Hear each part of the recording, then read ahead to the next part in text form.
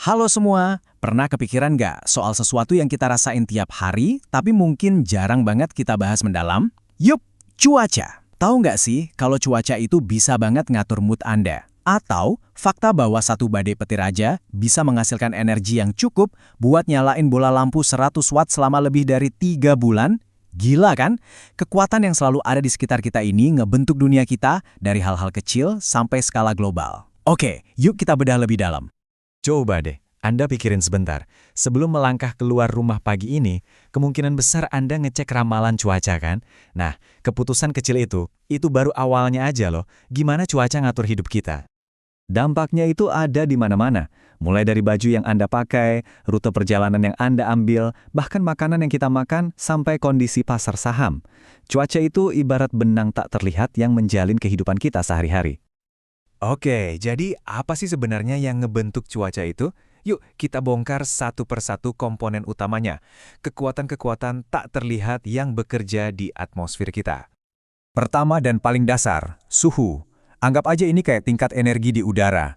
Makin banyak energinya, ya makin anget rasanya.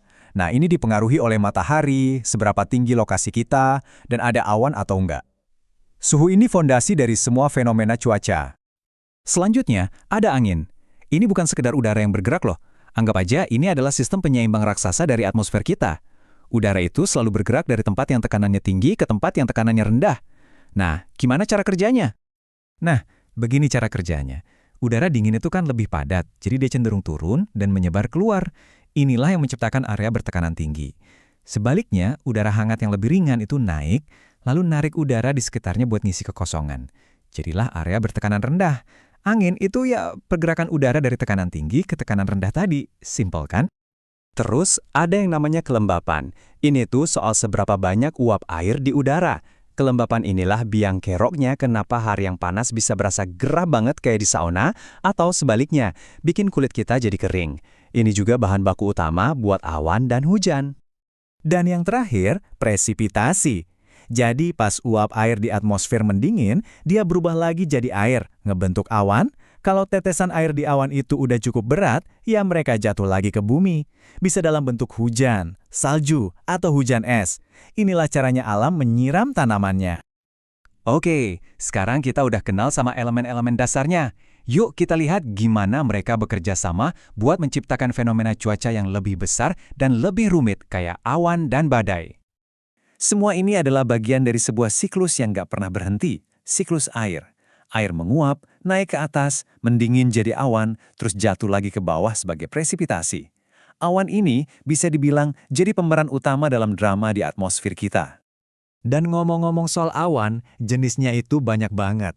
Ada awan cirrus yang tipis-tipis, biasanya pertanda cuaca lagi bagus. Tapi ada juga awan cumulonimbus yang gede dan menjulang tinggi.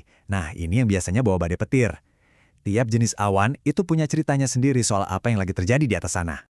Nah, selama ribuan tahun, pola-pola cuaca harian ini, kalau digabungin, mereka menciptakan sebuah keseimbangan jangka panjang yang kita sebut iklim. Tapi, keseimbangan yang udah stabil ini sekarang lagi menghadapi tantangan yang belum pernah ada sebelumnya.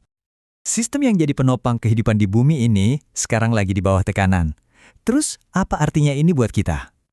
Artinya, cuaca ekstrim jadi makin sering dan makin parah. Kita ngomongin soal banjir bandang, kekeringan yang bikin sengsara, dan badai yang makin dahsyat.